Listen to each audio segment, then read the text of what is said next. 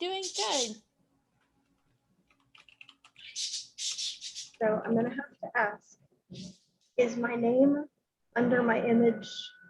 Can you read it? Or is it backwards? Your image is fine. I meant my name under my image. Yes, as your name's Beta. Okay, because it shows backwards for me, which was causing me some panic. No, it's fine. It's fine for me reading it.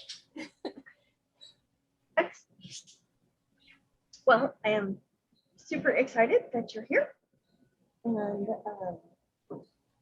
I'm excited, so excited about the class. I'm just always like running something or it's my shift for something whenever there's a lamp work class.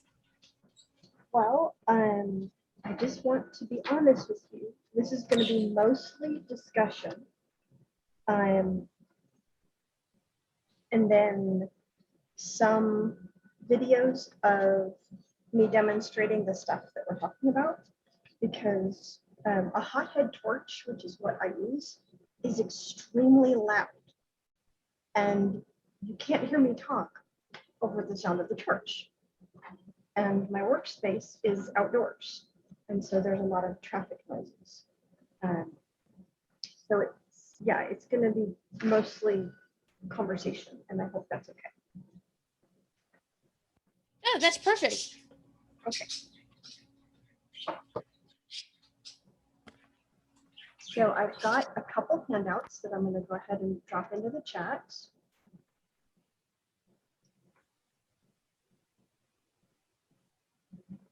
Sorry, I'll keep on muting myself just because the parakeets. You're fine. The parakeet doesn't bother me at all. Go ahead and let it sing. Well, there are 8 of them, so they do get loud. Oh, wow. And so, because 4 of them are babies. Well, Oh, 2 of them are old enough for me to ship out now, but the other 2 of them aren't old enough, aren't completely weaned yet. So are you connecting through your phone or through a PC? Through my PC. Okay. And I can see your handout. Okay, good. So I started working on an article. Do you know who Mistress Beatrix Alfrey is? Yeah. Okay. So I was working on an article and I sent it to Bea for her review and her advice, because I've never written an article on that before. And she's like, this is good. You should teach a class. And I'm like, well, but the handout isn't really designed to be, it's not specific to people who don't know anything about lead working. So I figured I needed to kind of expand it a little bit. So there's 2 different articles. There's painful lessons I have learned as a newbie lamp worker, which assumes that you're actually, doing some stuff. And then there's a second one that is a complete newbie's introduction to lamp work, which will basically be more of a, okay, this is what we do, and etc. That type of thing. So print myself an extra copy. And then there's also a handout on, I made a portable lamp working desk. I made a portable lamp working desk, and so I've included instructions on how I made that desk. So we'll be officially starting in about 5 minutes. Just to let you know, you are slightly distorted, but I'm not too entirely sure if it's just me, because my, whatever reason, my router hates my computer. And so, but you are sounding just a little bit distorted. Like, it's still clear enough where I can understand you, because I listen to distorted people all day. But just to let you know. Okay, I'll see if I can free up some resources, system resources to help with that.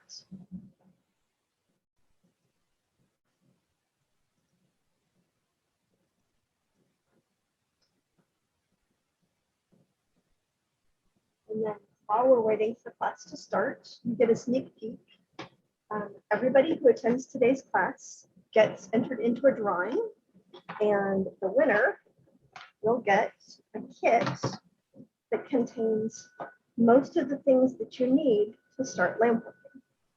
So Ooh. it's Even if going there was to a list, like, I'm sure your employer thinks, do you have like a list by any chance of stuff so I can, even without relying on the raffle, I can go out and start like looking at buying stuff. yes, and So I'm where sure to my get it. husband will love it. Yes, exactly. So there's a torch. There are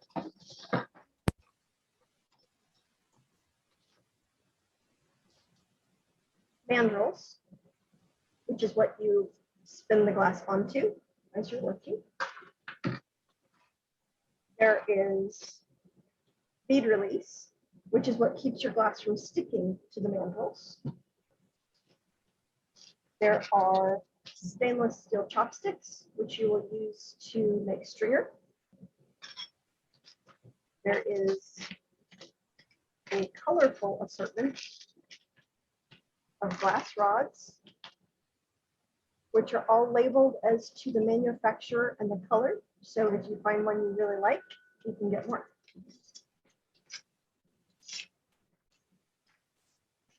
Is there any particular COE like rating needed for making beads for glass? Like 104. 104? Okay. That's what all of mine is. And then there's also annealing bubbles. And these are worth their weight in gold because they are hard to find. But What are they? it's called annealing bubbles. Annealing bubbles. They are silicone bubbles Mm-hmm. that you put into like a paint can or something.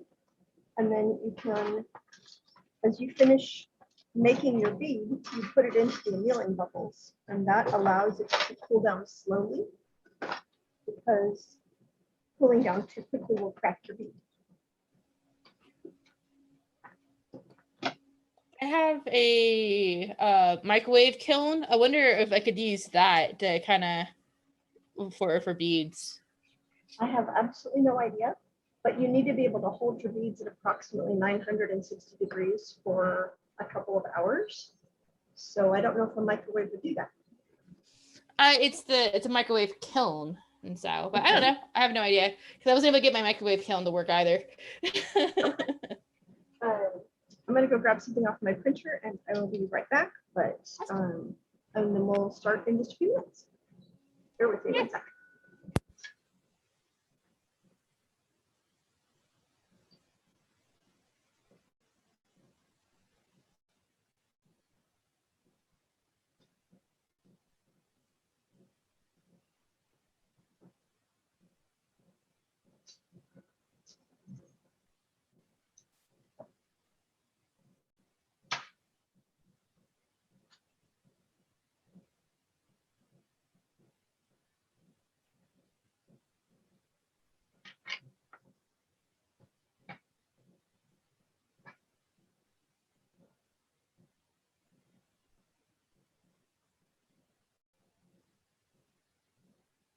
And I have a tendency to talk quickly when I'm nervous, and I'm nervous. So if I start talking too fast, please just tell me to slow down. But I naturally also speak fast, and I really like when people speak at the same speed that I do. Okay.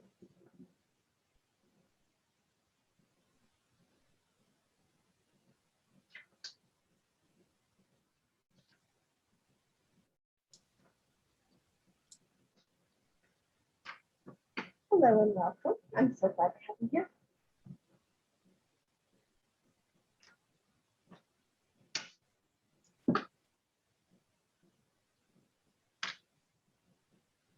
Starting in like just 1 minute because there's a lot to cover and I want to get through as much of it as we can.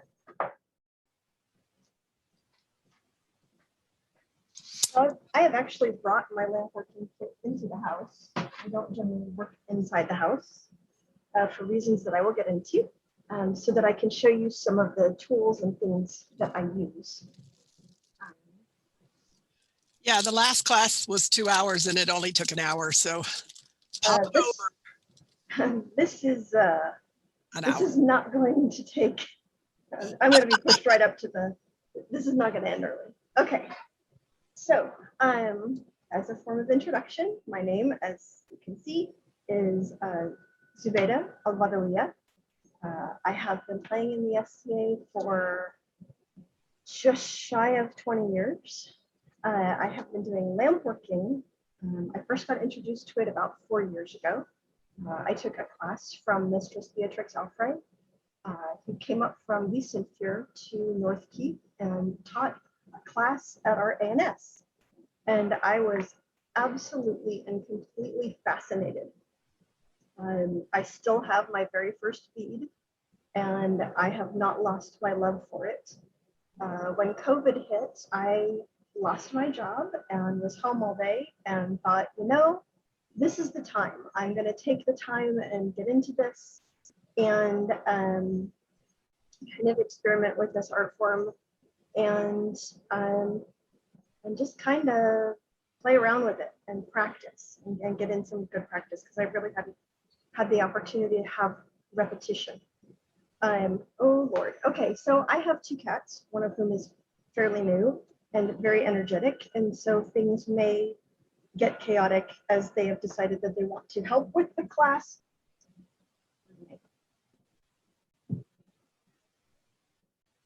That's gonna keep happening, and I apologize. They are rambunctious goofballs. So again, been actively doing this for about a year, and by active I mean getting in 4 to 6 hours of torch time a week, and I've definitely seen my skills improve. And Mistress B was like, Zubeida, you need to teach a class. So that's what we're going to do here today. This conversation is going to be primarily just that, a conversation, because I am not able to speak over the sound of a torch that's running. I do have some video clips, but this is going to be predominantly a discussion. I just wanted to set that expectation right up front. So if you're looking for an active demonstration, I'm not going to be able to do that, given the limits of torching indoors, which we'll cover in a minute, and the sound of the torch itself. So at its most basic, lamp working is introducing glass to heat and making cool stuff with it. It's been around as an art form for several thousand years. We've got examples back in Rome. We've got examples in Viking culture. Recently, there was a discovery of some Italian beads in the permafrost in Alaska. So we know that beads were heavily traded. They were valuable. They were a sign of wealth. I am wearing examples of Roman style beads and also some Viking style beads. The name comes from the early technique of heating glass over the flame of an oil lamp. So I would call it lamp working. Nowadays, we use a torch and canisters of gas or large tanks of gas. That can depend on what your setup is and what kind of space opportunities that you have. There are different types of glass. You'll hear people talk about boro. You'll hear people talk about COE. That means coefficient of expansion. And generally what most lamp workers use is COE 104. That has to do with how fast does the glass expand. Glass does not play very well with others. So you can't mix COE types. So there's borosilicate is a much lower COE than, say, what we refer to as soft glass. Soft glass can take all sorts of different forms, but generally it's in rods. This is a really exciting art form, and it's super fun, but it is dangerous. And so safety is going to be the #1 thing that we're going to cover, and it's going to take up most of the time today. Lamp work wants to hurt you. It wants to droop, it wants to drop, it wants to shock, it wants to go places you don't want it to go. So controlling that glass is very important. Controlling your environment is very important. The gases that we use, the fumes that come off of the glass are toxic. It is bad for you. So ventilation is incredibly important. And I'm going to go into much more detail on each of these in just a minute. Looking at a flame is damaging to your retinas. Just last week, we had an on-steering lamp worker who's been doing this for years. She just plain has to retire from doing this art form because it has done damage to her eyes. Glass likes to explode, and shards of glass in your body, in your eyes, is a really, really bad thing. So this is an art form that would really like to hurt you. And so we have to work with it with that knowledge and mitigate just how much we're going to be hurt, because it's going to happen. You are going to be burned at some point. You are going to get glass cuts or glass shards or splinters at some point. It's just a matter of how can you mitigate the risk of dealing with those things and preparing for those things so that the injury to you is as little as possible. It's like blacksmithing. You're going to bash yourself with a hammer and you're going to burn yourself at some point. Going into it knowing those risks and mitigating them is the only safe way to enjoy that art. So one of the things that you're going to need for personal protective equipment, or PPE, the most important one, is called a didymium lens. Didymium lenses are available online or at most lampworking supply stores. They're terribly fashionable. I get the kind that will fit over glasses because I am nearsighted, and so I have to stack up my glasses, and these allow me to do so. You can also get the kind that are just straight glasses. I recommend the kind that have ice shields on the side. You only have one set of eyes. I am the spouse of an eye cancer survivor, and so I am perhaps a little bit more paranoid about eye health than others might be. So you're going to hear me talk about protecting your eyes a lot. Lamp working is also very trying to your eyes. I work with an ophthalmologist on a regular basis to make sure that my eyes are staying healthy. And I use eye drops before and at the end of every single lamp working session.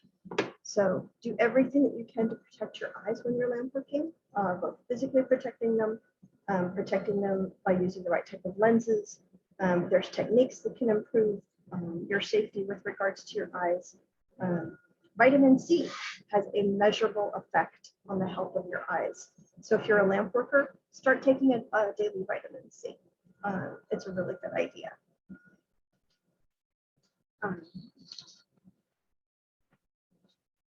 Bear with me one moment. So while we're focusing on something very intently, we tend to stop blinking, and you need to make sure that you blink. So as I'm working on a bead, I will literally be counting to myself. Roll 1, 2, 3 as I'm rolling the glass onto the bead, and at a certain point, I'll make sure that I'm blinking. This may sound paranoid, but you only have one set of eyes, and the damage that can be caused by lamp working is very, very real. So while it may not be, or maybe a little bit extreme, I also limit my lamp working to 1 hour at a time, and then I take a 30-minute break, and then I'll go do some more lamp working so that I'm not staring into that flame for long periods of time. The next safeguard I want to talk about is your bodily safeguard. In general, if it has to do with safety, I find 2 different means of doing it. So I want a shoulder belt and a lap belt, essentially. I'm protecting myself in 2 different ways. The glass, the flame, the tools that you're using, they're all very hot. And there's a variety of things that you can obtain to help protect you. You can get gloves that have Kevlar in them to protect your hands from the heat. I have not personally used them, but others that I know that are lamp workers do recommend them. The flame that we're working with is generally about 1,200 degrees. And if you touch that, you smell like bacon. And yes, I have smelled that smell before, and it is a terrible thing to smell, knowing that it's yourself. The gases are also toxic to breathe. The glass that we use has really, really beautiful colors, but those colors are formed by chemicals, and those chemicals are not good to breathe. So you need to make sure that you are keeping your area well ventilated. What does that mean? That means you need to have a cross current of air. I lamp work in my garage, and I keep the garage door open and a side door open. If there's not enough airflow, I will oftentimes put a fan next to my area to make sure that those gases are getting swept out of the way and that I have clean air coming in. Gases are heavy, so they're going to drop to the floor, but you don't want to use that as your safety mechanism. I've seen some people who have taken a stick of incense and attached it to the front of their work surface so that they can see what is the smoke from the incense doing. If it's cooling, you're not getting enough airflow. If it's being wafting away, then you know that you're getting enough airflow, that those toxic gases are not staying in your work area. So you also want to protect your body. When I am lamp working, I wear 100% cotton clothing. I cover my hair with a kerchief, and I also put it back in a ponytail. That is a lesson that I learned the hard way. I was lamp working out on my porch, and a breeze pushed up, and hair that I had in my ponytail wafted forward and caught the flame, and I lost some hair. So again, every safety precaution that I do, I double up. I wear a fire-resistant shirt from a manufacturer called Clarkhurt, and then over that, I made myself a leather apron. This was just a scrap that I got from the scrap bin of my local store. They sold it to me by the pound because there were patterns drawn on the other side, so I got it on the cheap. I think it cost me $5 to make. If you need to purchase one, you could look for a barbecuing apron or a heavy canvas welder's apron. Those would also work. If you are working inside a building, take a moment and talk to your insurance agent. What we do is not covered by insurance. And in fact, it can void your homeowner's policy. That would be bad to have the worst possible thing occur and then find out that, oh, you don't get to have your house rebuilt because your policy was voided by the fact that you were using a torch indoors. So please consider talking to your insurance agent. When I am about to do lamp working, I prepare my work area. I make sure that I have completely swept out the area to make sure that there's nothing that my hot shards of glass can land on and then catch fire, because I've had that happen too. I had some dried leaves blown in by the wind, and then I had glass shot, and then I had burning leaves in my garage. When you are setting up your torch, it takes a hose clamp to attach it to your work surface. I use two. Again, use a bit is paranoid. I don't want a canister of hot gas with a torch attached to it falling into my lap. One of the other things that I want to talk about is making sure that you have a clear point of egress out of your area.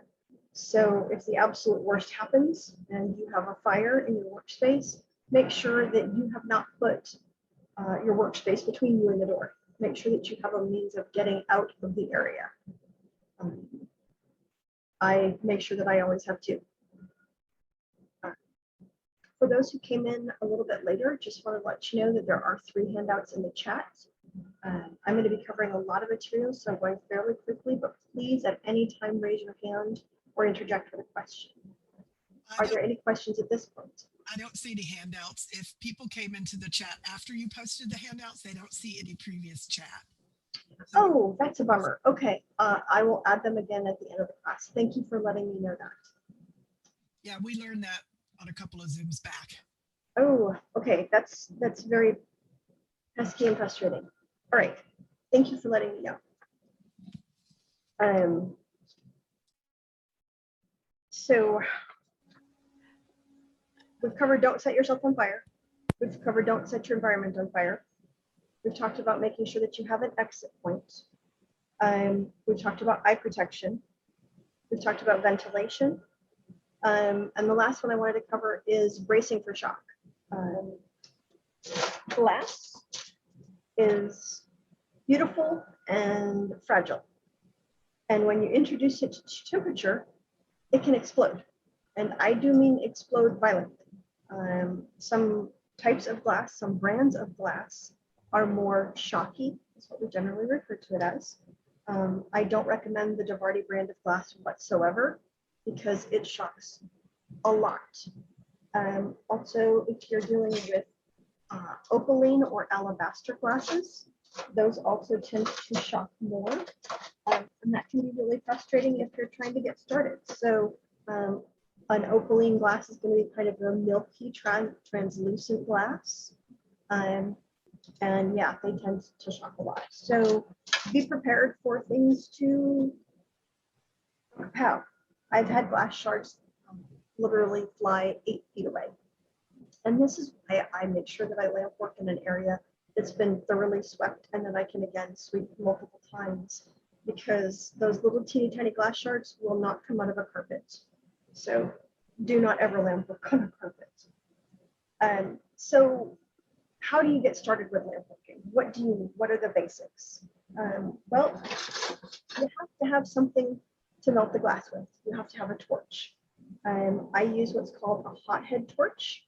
These are fairly basic. You can get them online anywhere from $40 up to $75. It's the exact same product. So shop around. Don't trust Amazon as having the best price by a long shot. You'll need a form of fuel. We use MAP gas generally. You can purchase it at Lowe's. You can get it sometimes at Walmart. Oklahoma Tractor Supply also carries it, as does Home Depot. So you're going to need a torch and you're going to need a fuel source that will allow you to gas. So what do you put it on? You put it on what's called a mandrel. So these are little thin stainless steel rods, which are dipped in something called slip. It's also called bead release. And it's basically really fancy mud. That's it. It's fancy mud. So about an hour to 2 hours before you want to do some lamp working, I recommend overnight, but you can do it relatively quickly. You take your mandrels, you dip it into your clay slip or your bead release, and then you set them up somewhere where they won't touch and they can dry. Once those are dry, they're ready to go. So I recommend a vendor from the SCA. His name is Lost Helm. I'll have a vendor list at the end of this. And he makes mandrels in a variety of sizes. So something you want to think about is, what is going to be my end result? What am I going to make with the beads that I'm creating? I started off with a fairly standard size, which is 3/32, and was happily making things, and then realized that the hole in my bead was larger than some of the beads that I wanted to have adjacent to my lamp work bead. So keep in mind what you're going to have as your end result, and that will guide you as to what size mandrel you're going to be using. A stouter mandrel is easier to hold. I don't know if you can see the size difference between these two, but one is about twice as thick as the other.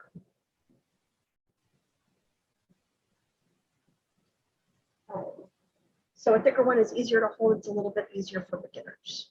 Then you need glass. Glass comes in a gajillion different colors from a variety of manufacturers. Generally, you're going to use it in rod form. And you're going to make sure that you have what's called coefficient of expansion, COE 104. and that you only use one type of glass at a time. And by type, I mean COE, because they do not play well together. I purchased mine directly from glass manufacturers, from lampworking supply companies. There's good ones and there's bad ones. Not all glass manufacturers and suppliers are the same. There's definitely some with better customer service and there's some with better product. There are small glass houses that do custom special batches. So if you fall in love with a specific kind of glass, make sure that you know whether or not it's a limited edition. So for example, the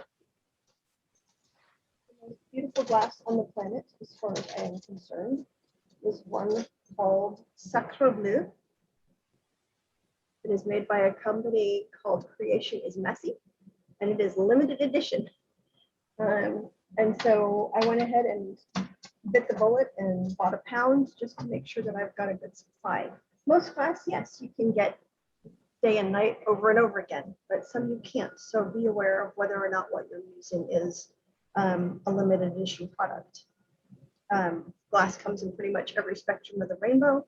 You'll get translucent glasses, you'll get opaque glasses, completely transparent glasses. They melt at different rates, so that's something to keep in mind. We talked about bead release. You will need what's called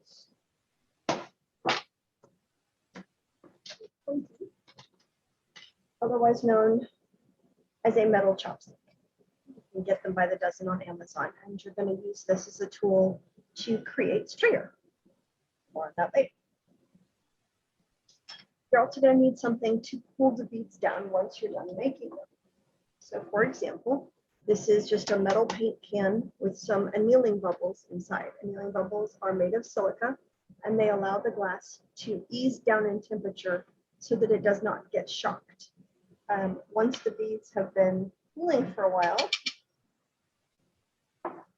for example, these guys, you can then just simply slide them off your mandrel, hopefully. If it doesn't, you have a lovely plant stake.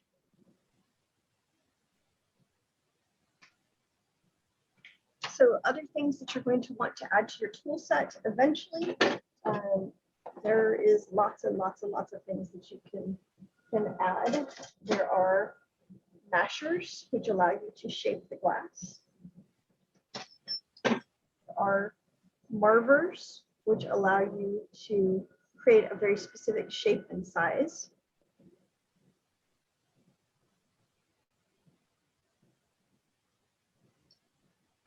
There are flat marvers, which you'll use much, much more frequently. In fact, I would say that this is one of the kind of the mandatory ones that you need up front. You're going to need something to cut glass rods with. This is just a simple tile cutter from the hardware store. Oh, you're going to need a lighter. There are bead presses, which you can use to flatten glass into specific shapes. There are various tools that are picks or things that you can use to make dragging patterns in the glass. There's all sorts of different things that you can do. There are little presses that allow you to press your glass into a specific shape. This one is a leaf press. And then there's also tools that you can use to roll your glass over to put a specific pattern into it. This one is an aluminum heat sink from a computer. Pretty cheap, it cost me $3. If you have a nerdy friend, they may have them laying around. So those are some of the things that you're going to want in your tool set. So let's talk about the actual process of working with glass. We've gone through each of our safety steps. Let's just assume that we're in our workspace, we're wearing our safety gear, we've got our eye protection on, we've set up our good ventilation, we have our glasses on, we're ready to go. We're going to start with stringer. Stringer is probably the easiest thing to start with because it doesn't involve winding the glass onto a mandrel or making a pretty shape. It just involves making a glob of glass. And so we are going to, bear with me one moment. Okay, so this is me starting to torch, and this was pre-recorded. You'll notice that I have my rod of glass pointed away and down, and it's fairly far away from the torch. That area is cooler, and so it's less likely to shock. I started off with my glass pointed down and slightly away to make sure that it wasn't going to shock up into my face. And you'll notice that the flame is extremely bright. That is the flare that we talk about, soda flare, of the glass interacting with the flame, and that's what will damage your eyes. Some folks have the ability to cover their camera lens. I unfortunately do not. So the first thing in creating some stringer is you're going to melt a good quantity of glass, and that's what's called a gather. So you're going to gather up a small ball of glass, and it's going to be, you know, about the size of your thumbnail or your fingertip. Different types of glass take longer or less time to melt. Now, I don't know if you saw that just there, but a little bit of glass shocked off the end of my tool. And I wanted to use this video just to show you how quickly thermal shock can happen. I introduced cold glass into a hot flame and it burst apart. Hot glass will not stick to anything that is cold. So you have to heat up your tool as well as your glass to make sure that they'll stick together. So I've created a glob of glass. I've stuck it to the end of my punty. I'm allowing it to cool for just a moment. You'll see it shift color, and then I'll start to stretch it. Well, heat rises, so I'm going to keep an eye on where is the largest chunk of glass that still hasn't been stretched, and I'm going to move that upward. And so there is my stringer that I've created. I'm going to quickly do what's called a flame cut to cut it free from the rest of the glass. And there you have it. So that's a quick process for making stringer. Stringer is also available commercially if you don't want to create stringer. It can be a little bit of a pain, but so here's an example of a commercial piece of stringer. It tends to come in one single thickness, and if you want to do something that's small and delicate, you may need to create something yourself. So just to kind of give you a comparison between the store-bought and the hand-pulled. So obviously I could get a much finer line with the hand-pulled than I can, but some folks just don't like pulling stringer, so it is available for sale.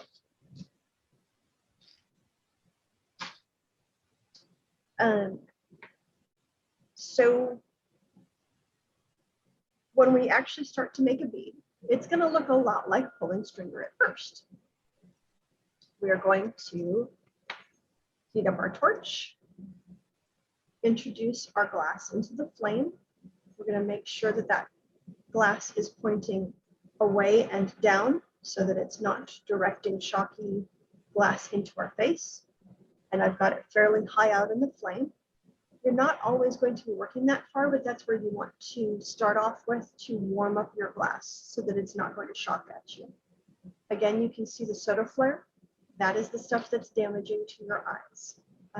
They have done ophthalmological studies on folks that work with glass and with fire, and after one single day of lamp working without eye protection, there is notable damage to the eye. So please take that very, very seriously and be extremely careful.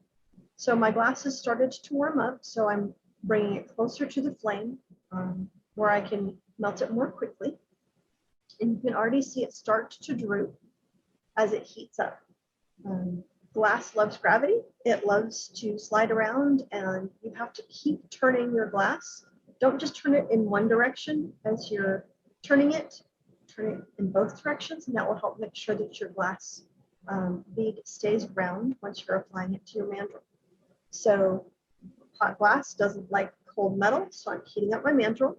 I'm going to touch the hot glass to the rod, pardon me, to the mandrel, and then I'm going to pull it away slightly to stretch out the glass, and then I'm turning my hand to roll that glass onto the mandrel. I get on the amount that I want, and then I'm just going to heat the glass evenly to make sure that it has an opportunity to round out. Glass wants to be round, and so it's going to just very, very naturally kind of ooze out into a globular kind of form. It doesn't take long. You'll see that I do have tools on my work surface that would allow me to shape that glass if I wanted to. I could make it into a barrel. I could make it into a pyramid. There's just all different types of shaping techniques. There's glass presses. There's handheld glass rollers, bead rollers. But this is the shape I want, and I've got it right about where I want it. As the glass cools, you can see it starts to change color, and that lets you know that it's cooling down. This particular one will cool fairly quickly. Pardon me, that ended a little faster than I thought. And then as soon as I'm done creating that bead, I'm going to put it into my annealing bubbles. Once they're in your annealing bubbles, you have to leave them alone. Don't mess with them. Don't pull them out and look at them. Leave them in there, because each time you pull them out, you're introducing colder air, and you can shock the bead and it can explode. So once your beads have had an opportunity to completely cool down, I generally recommend at least 2 to 3 hours, ideally overnight. That's probably excessive, but I like to be careful. You can just simply remove your bead from the mandrel, and it does create quite a mess because you're pulling off mud. And there we have our bead. So inside the bead, you may be able to see is some of that mud. And before you give away that bead or utilize that bead, you're going to need to clean it out. There's a variety of tools that you can use to do that. You can soak them in a solution of water, vinegar, and a couple drops of Dawn dish detergent, and then kind of shake them up and let them sit overnight, and that will get rid of a lot of your bead release. Or you can use a hand file or a Dremel tool. But you definitely want to go ahead and remove that release from the inside of your bead before you create anything with it or give it away, because as someone strings something through there, that bead release will kind of flake away and will create a chalky mess on their clothes. So we have made our bead, we have cooled our bead, we have cleaned our bead. Now we need to anneal our bead. So annealing is the process of taking your bead, bringing it up to temperature very, very slowly in a kiln, holding it there at approximately 960 degrees, and then very slowly easing it back down. This can't be done with a torch. It has to be done in a kiln. There are a variety of folks in the SCA that have kilns and are willing to anneal your beads for you. You might want to check with landworkers in your area. If you're in Beanheim, then I am more than happy to anneal your beads for you. Check with the SCA Onsteora Lampworkers Guild on Facebook, and there are folks there who have offered to anneal your beads. Once your beads are annealed, that hardens them. Beads that have not been annealed can just simply shock and break with zero warning whatsoever, which is really, really a bummer. And when that happens, they split right down the side and break in half, which is a bummer. So you have annealed your beads. Now you can use your beads. And that's the coolest part of making beads, as far as I'm concerned. And that covers the primary stuff that I wanted to make sure that we charged through. I've got those handouts. Let me get those back into the chat for those who weren't here at the beginning.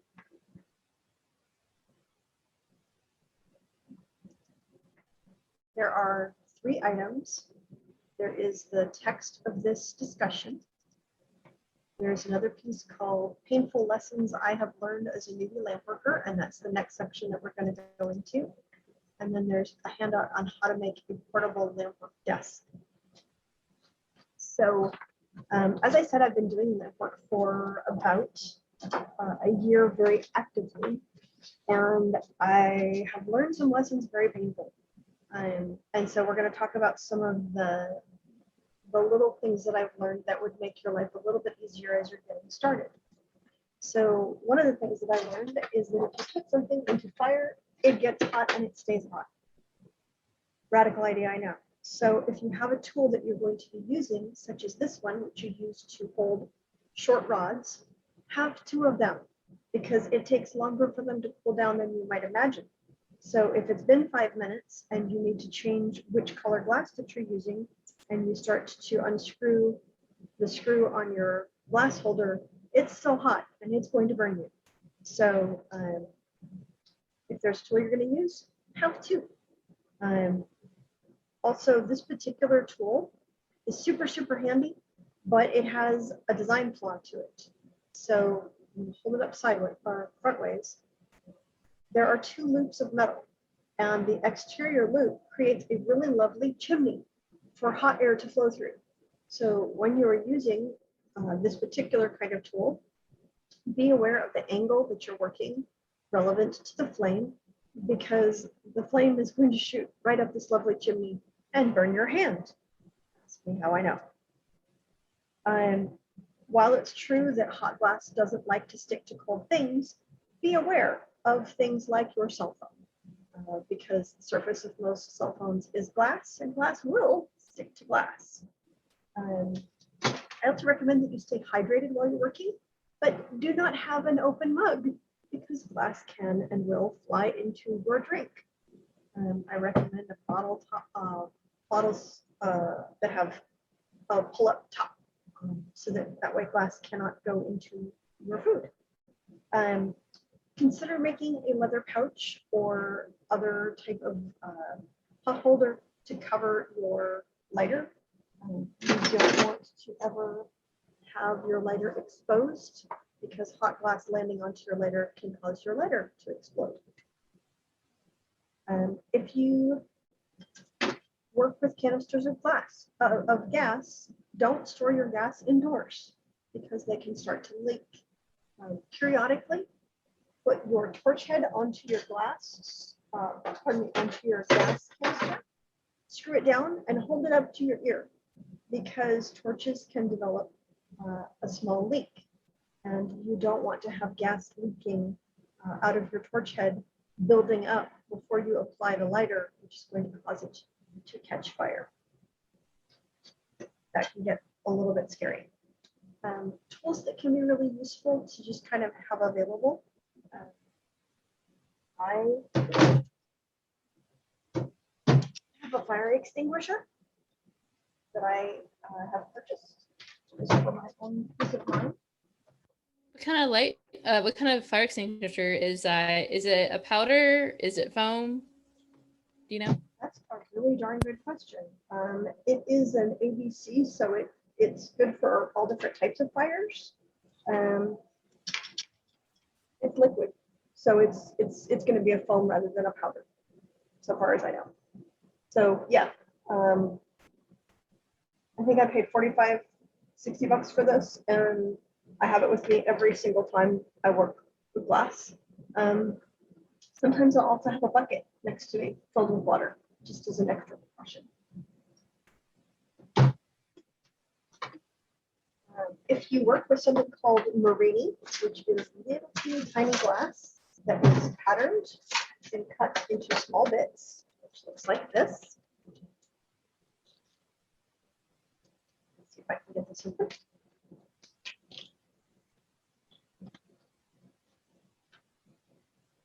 So this is an example of Marini. Ooh, that's too bright. Can't really see it.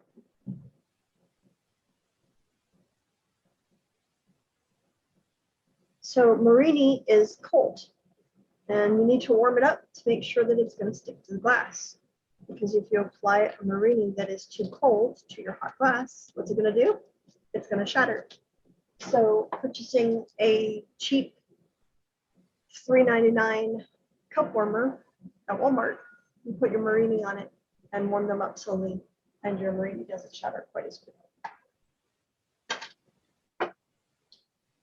You can also consider, if you are working in an area that's cold, you can use a heating pad and just lay out your glass rods on your heating pad, and that will give them a little bit of warmth and make them less likely to shock.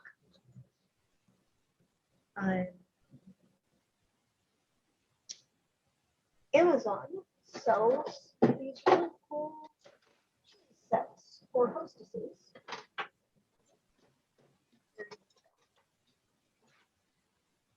And when you're working with Marini, being able to tap them down gently onto your bead, this thing works fantastic. A lot of things that you wouldn't expect could be useful for lamp working can be totally useful for lamp working. Be aware that if you drop your nifty, expensive, beautiful shaping marvers on the floor, the graphite will break. That was a painful lesson to learn. I get all of my shaping tools from a company called CG Beads. Love them. They have a gazillion different shapes and sizes. I've been very happy with them. So another item that I keep in my toolkit is a little medical kit. At some point, you are going to get hurt. And so having the supplies to deal with that very quickly is a good thing. Oh, my camera's just gone bonkers. Let's see if I can get it back. I keep burn gel. I keep alcohol. I keep eye drops, and I keep tweezers in there at all times. Give me 1 moment. Come on. Well, my camera's decided to be weird. It doesn't like me moving around so much. If you get a glass splinter, stop immediately. Don't wait until that bead is done. Kiss that bead goodbye. Get the glass out of your skin right now, because as you continue to turn your mandrel, you're driving that glass splinter deeper and deeper into your finger. It's a real thing, and it's no fun. Some folks like to keep Sylvadine cream handy. I have not personally used it, but other folks swear by it. So yeah, medical kit, you're definitely going to need it. When you're lamp working, you get dehydrated, so keep something to drink. Before you begin your lamp working, get out all of the tools that you could possibly need, and even the ones you don't think you're going to use. Because having to stop and try and dig that out, you are distracted around your flame. Being distracted around your flame is an invitation to burning yourself. So make sure that you have all of your tools readily available, and you don't have to go digging through your tool set. You're not reaching over your flame or interacting it in a way that could cause you harm. So some organizational tips. There is absolutely nothing worse than falling in love with some glass, and then you use your glass and you have no idea where it came from. So one of the things that I do is, as soon as I have a new glass order that comes in, I create little glass labels. Yeah, it's not going to be readable. So I have a label program that I use and a specific size label that I use. I list the actual color of name of the color, the manufacturer of the color, where I purchased the color, and what the COE of the color is. And that way, when I get down low, I know where that glass came from. Also, it can be helpful. I put my labels at one end, and so I always know which end is hot. It's not the end that has the label. And so that helps to keep me safe. It keeps me organized. It reminds me what the COE is that I'm working with, so I'm not mixing COEs. I also include whether or not it's a limited edition on the label. So it takes a little bit of time, but hey, label your glass while you're watching your favorite TV show, and it's done relatively quickly. So that's a fun tip. One of the things that I recommend that is a habit that I'm still in the process of building is as soon as you have taken your glass off your mandrels and you now have nice, beautiful bare mandrels, go redip them. Right then and there, redip your mandrels so that they are ready to go the next time you want to do lamp working so that you don't have that logistical delay. You can go right to working. His Grace Jean-Paul Desens always stresses that proper cleanup technique is as important as the technique that we use when we are making a thing. So I wanted to cover some very important steps about when you're cleaning up for your lamp working. Now, I do not have a permanent space. I work out of my garage and my car comes in and out and I go in and out and my pets go in and out. So I need to make sure that that is a safe area. When I break down my workspace and I clean up, I always do it in the exact same order. I remove my torch, still attached to the gas. I remove that from the hose clamps and I set it aside because it's hot and I don't want to touch it. So I do all of my equipment in the same order to make sure that it's all cool. I put it into my tool chest, which is made of metal, in the same order, and I make sure that nothing that is hot is going to be touching anything that is not hot. For example, I don't want the plastic jar that contains my bead release to be touching my torch head. Over time, it'll melt. That would be bad. Or even worse, damage your titanium lenses. Those are expensive. I work in my garage, so for me, that means a lot of sweeping. You're going to want to sweep in about an 8-foot area circle around your workspace because that glass can and will fly quite far. My personal record is about 8 feet. I sweep it twice because I have a tendency to walk barefoot in my home, and I have pets, and they can't wear shoes to protect their little feet. And it would absolutely kill me if any of my kitties came back into the house limping because they had caught a glass shard from my lamp fork. So I always keep a dustpan and broom and brush exclusive for the use of lamp work. They don't get brought into the house. They don't get used for anything else because there may be those tiny little glass shards in the brush or in the broom. So that cleaning equipment is exclusive to lamp working. I do not take off my eye protection or my apron until I'm completely done with all of my cleanup. It's just an extra precaution that I take. Cleaning your beads of bead release is a whole process, whether you're doing it by hand with a file or whether you're using a Dremel tool to remount those beads. You want to make sure that you're taking the same safety precautions that you would when you're lamp working. That means making sure that you're using eye protection.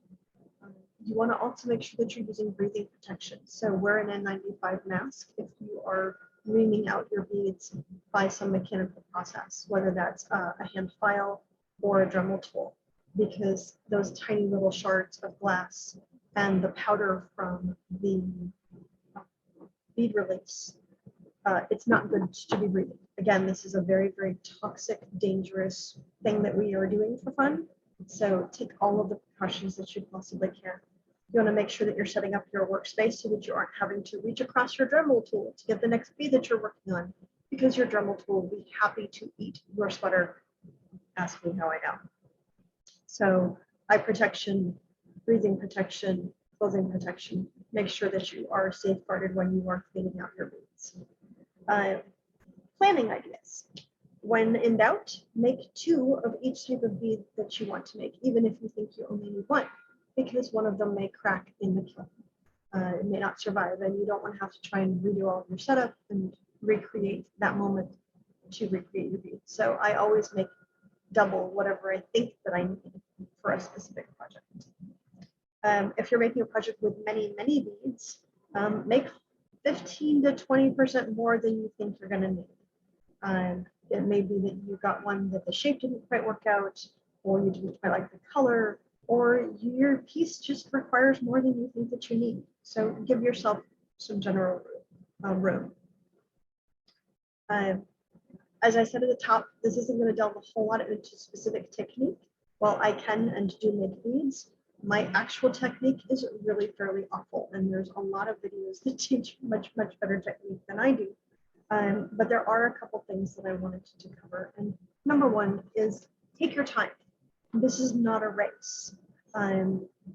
I kept getting into a hurry and I would get frustrated because the shape of my beads wasn't what I wanted it to be. If it takes you 30 minutes to make one bead, that's fine. You've succeeded and you've made a happy little bead. So consider that a win. The second one is you're probably going to instinctively start working closer to the flame than you should be. It's just instinct. We want to get in there and get in tight. But you're going to overheat and damage your glass. Glass can be very, very delicate depending on what kind it is. There are some that are special effect glasses where if you reduce the amount of oxygen in the flame, your glass will actually completely change color. So that can be super fun and exciting to work with. But you need to make sure that you're aware of that temperature. A friend of mine would always recommend that you take your glass, lift up your didymium lenses, introduce your glass about arm's length into the flame and slowly draw it back. And just at the point where you can start to see the soda flare, that's where you should be working. She works a bit further out than I do, but it's a really good habit for people to get into when they're first getting into lamp working so that they aren't rushing that process. If you are a person like me who is vaguely ADHD and has a hard time staying on task, another helpful little tip is that I made myself a checklist which I attached to my work surface, and it just ran me through my list of things that I needed to do to be safe before I worked with my glass. And it says, you know, start your timer. Is your fire extinguisher nearby? Do you have a water cup to shock your glass in? Is your apron on? Are your glasses on? Is your hair up? Are your tools and glass ready? Do I have my water nearby? Yes, fire it up. So just that little reminder to myself of all of the things that I need to do to keep myself safe. So those are some of the things that I've learned from painful experiences. I hope that this quick rundown has been helpful and has intrigued you and made you interested in wanting to get involved with lamp working. If this is fascinating and it seems like a thing that you would like to do, let me know, because I have a beginner's lamp working kit that I'm going to give away to someone in this class. So if you would like to be entered in the drawing for this kit, I need you to sing out and let me know, and I will have you pick a number between 1 and 100, and the person who is the closest to that number will walk away with that kit today. So There's only 3 of us. understood. So your odds are really, really good. I have some gear, so I will bow out. Okay. Diane, are you interested in being entered or in entering that to get the kit? Or is this interesting but not really looking like it's your thing?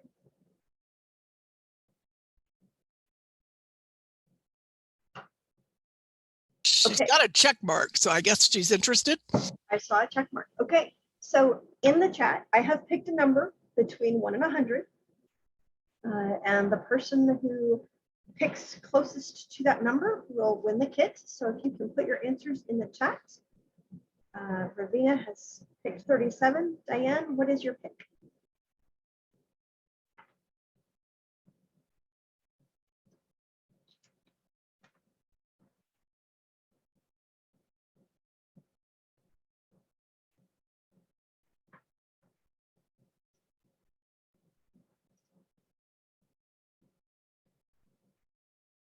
Diane, I'm seeing a hand raised, but I need you to pick a number between 1 and 100.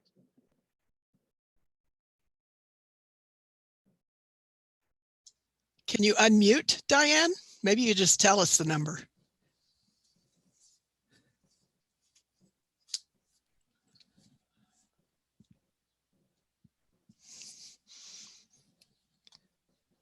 Can you go to the chat at the bottom of the screen? There's a black bar that will show up. and you hit the chat and it should show up on the right.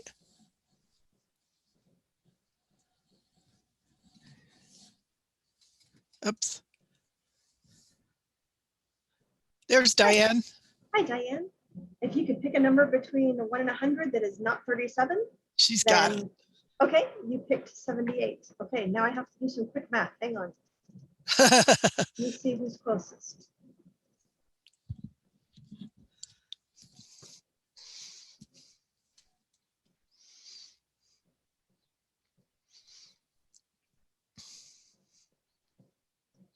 Okay, so Ravenna is the closest. The number is 52, which is my next birthday. So Ravenna, you are the winner. If you would, please message me on Facebook and I will get your mailing address and the kit will go into the mail to you on Monday. And, What's in the kit? What's in the kit? I'm just about to show you. So the first thing that you need is a torch. So this is a heavy duty, it's a generic off-brand torch, but it's a starter. So there's that. You need mandrels. So I have a dozen mandrels, stainless steel mandrels. Those are from Lost Home, which is the vendor that I recommend. He is on Etsy, he's an SCA member. You're going to need a punty. So here are 2 stainless steel punties. They're actually chopsticks, they work great. You will need bead release. So this is Foster Fire regular style bead release. I've been extremely happy with it. I like putting it in these short little mason jars because the bead release is just at the right height. If I just dip my mandrel in and touch it to the bottom, that's just the right amount of bead release for working with my beads. There is glass. I have a variety of colors of glass. Each of them is labeled so you know where it came from if you want to get more. And I did include one extremely expensive limited edition glass. So some glass is like, 50 cents an ounce. No big deal. You get a quarter pound, you get even a pound. You're talking less than $5. Other glass is not. This is $30 a quarter pound, so 120 a pound. It is a color called Rhea. It is one of the most gorgeous purples you will ever see. So it's made by a company called Double Helix, and they make some of the best glass in the world. It's also very expensive. So there's a variety of glasses for you to play with. And then last but not least are annealing bubbles. These are worth their weight in gold because they're hard to find. The company over in Japan that makes them goes out of production on a fairly regular basis. So they can be a little bit hard to find. If you can't find annealing bubbles, you can use what's called vermiculite, but vermiculite can stick to your beads. These don't tend to. You can also use what's called a thermal blanket if you don't have access to vermiculite or annealing bubbles. I get the little craft tins at Walmart that are 99 cents, and I use one of them to, I fill it up with cat litter, and then as I dip my mandrels into my bead release, I stick it in the little bin so that they're nice and separate, band out, and they don't touch each other. And then that's a very generous gift box. Well, it is my pleasure. I have had a number of people be benefactors and instructors for me, and I want to return that favor back out into the community. So Ravenna, this will be on its way to you. I hope that you enjoy it. If you find that you don't, please pass it on. If you find that this is your passion and you absolutely love it, then I would ask that you make some beads and donate it to the Crown as largesse. So if you are willing to take on that charge, then that would make me happy. I very firmly believe in paying it forward whenever possible. So I hope everybody got the handouts. out of the chat. If you did not, I will go ahead and post them on my Steer Wiki page and also in the class handouts group on Facebook. So thank you again all so very much for coming. I'm excited that I had students, and I didn't really have any questions come in, but if there are any, I would welcome them. Great job. Thank you. It's very informative. I learned a few things. Well, wonderful. I'm so glad. It looks like I just went a minute over, but have a wonderful day, and I hope you guys are enjoying King's College. And thanks so much. I appreciate you coming to the class. Thank It was you. a fantastic class. Thank you so much. Alrighty, take care. Bye-bye. Bye.